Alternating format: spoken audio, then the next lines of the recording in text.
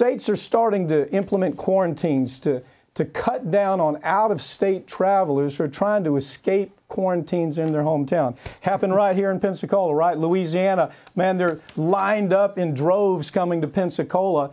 And DeSantis, a little too late, right? Right. You know, he finally said, okay, we'll put up this checkpoint at the border. If you're coming from Louisiana, 14-day quarantine. If you're flying in from New York and New Jersey, 14-day quarantine. And those are the kinds of things that it seems harsh, I'm sure, to some people, but we have to do this. If you want to flatten that curve, as they say, if you want to make this thing go away and prevent infections, you have to keep people from these high-risk areas from traveling all over the world. That's how the thing spread to begin with. And there's some people out there saying, well, we're losing our freedoms over this. No, you're not losing anything, but if you don't listen to this, if you try to violate these quarantines, you're risking your life, you're risking the life of everybody else you come in contact with. Okay, so here's part of the Louisiana story. The mayor literally comes out. The mayor comes out, well, nobody told me we shouldn't do Mardi Gras. This was weeks into this.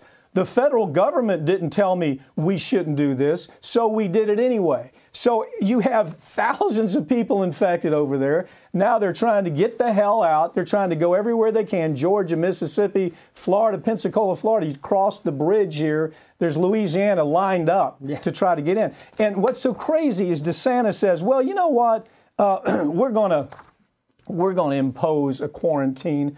It's going to be voluntary.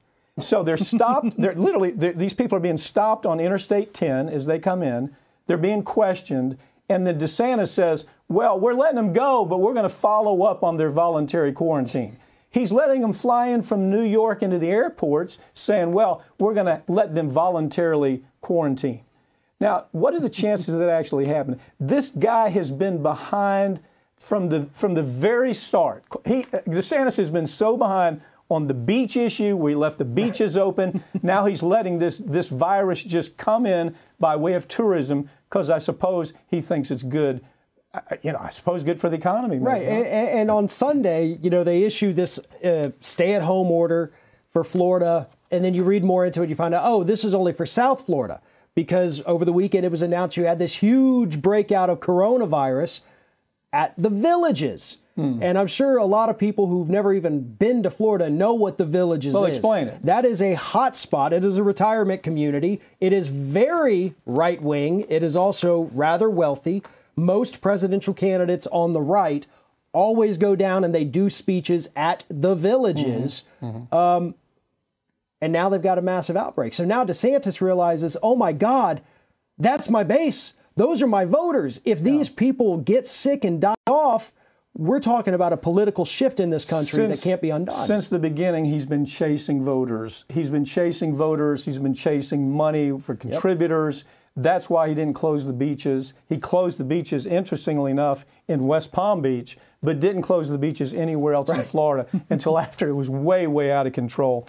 So, all along the way, he's been behind the power curve. And you just got to wonder, is it just a lack of experience? Indecisiveness? What's your take? I think a lot of it has to do with inexperience. Indecisiveness is a huge thing, too, because you don't want to, if you're on the right side of this, and the right is downplaying it a little more than, the left at this point. So politics do come into play. You don't want to freak people out. You don't want to be on the opposite side of the president when he was saying this is not a big deal. He's changed his tune now.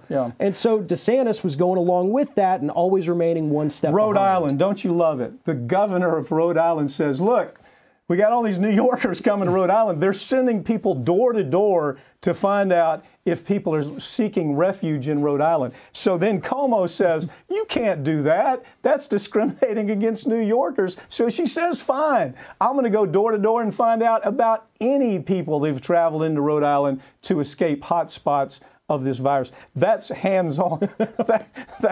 That's hands-on. Well, and you have to be that way. Yeah. And look, it's going to be rough, but if we do this, if we sit tight for 2, 3, 4 weeks, we can knock this thing out and go back to normal. But if we don't, we're looking at months and months of this. Sharon, thank you for joining me, okay? Thank you.